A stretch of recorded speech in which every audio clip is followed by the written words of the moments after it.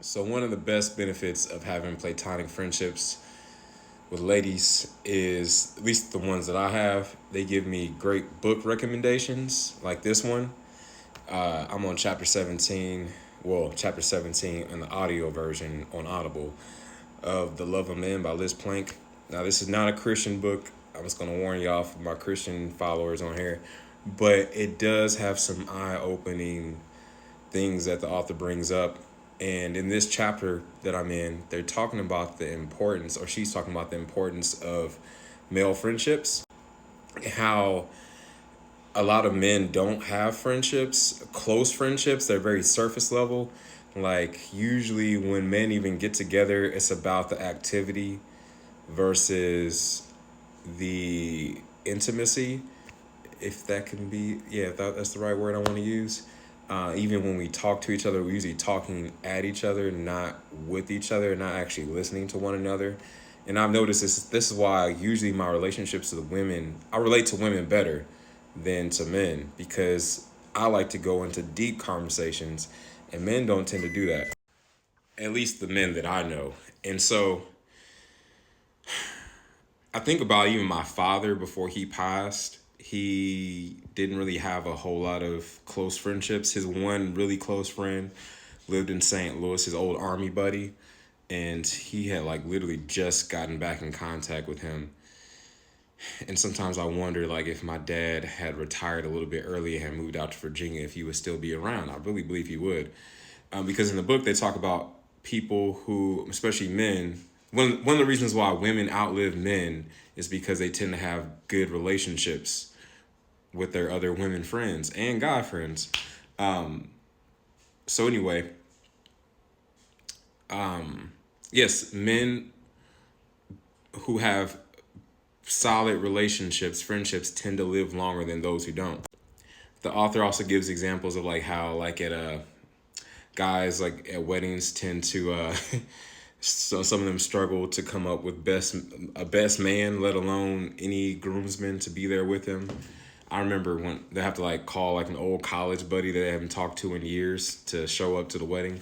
Anyway, it's very eye opening listening to this book, and it has me thinking about my friendships.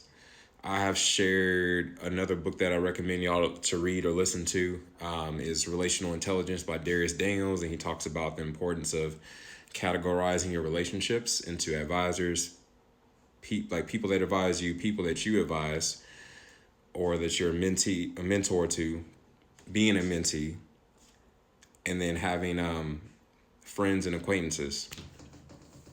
And so, yeah, I highly encourage y'all to check this book out, especially you fellas. Some other things that she talked about in this chapter were about like the whole concept of bromance, how we had to come up with a whole word for it. But if you look at pictures from like the early 1900s here in the United States, they show men used to like actually take photos together and do silly stuff like hug each other and sit on each other's lap and like hold hands, like, and how in India that's normal, because technically it's actually a crime. Apparently, to homosexuality is considered a crime in India. Hopefully this doesn't get banned by saying this, but on here they block every sensitive word on here. I promise you. But yeah, it's normal for guys to walk down the street holding hands and show public PDA men, and they're not necessarily. I'm trying. Can I even say that word on here? I feel like they're gonna like ban everything. They not necessarily in a relationship like that. In like, it's not of a sexual nature. There we go. So what else? There's one more thing that stood out to me in this book. Really, a lot of the shift happened in the United States around the AIDS epidemic in the 1990s. I'm sure some of y'all remember, all you 80s babies. I was born in 87, so I kind of remember when that whole all that stuff went down with Magic Johnson coming out and saying that he had contracted HIV. It was HIV positive, and that changed a lot of perceptions and fears around male interaction. And this stuff goes deep. this book has really been opening my eyes to a lot of stuff.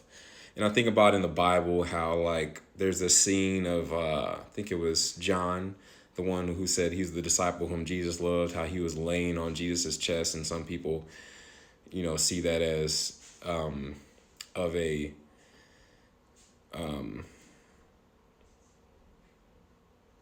they try to read too much into that. Or I think it was Jonathan, who was it was either Jonathan or I always forget the guy that was like really close friends with David. Y'all go look that up. There was a guy that was like really close to David, and they talk about their affection for one another. David talks about his affection for this best friend.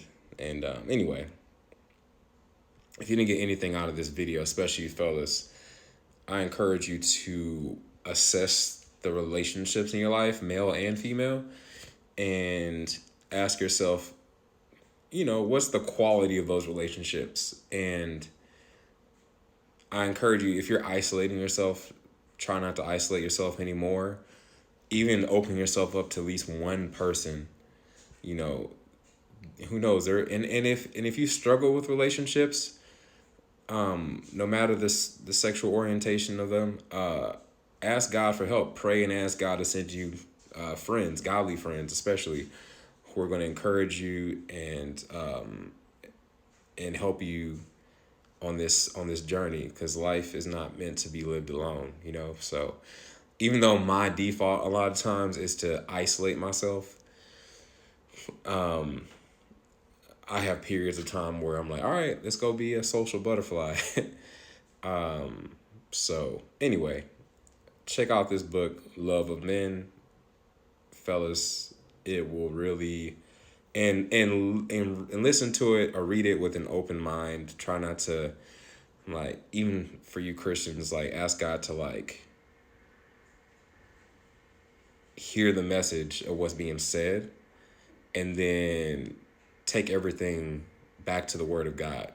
That's my recommendation if you listen or read this book. So, all right, that's all I'll say.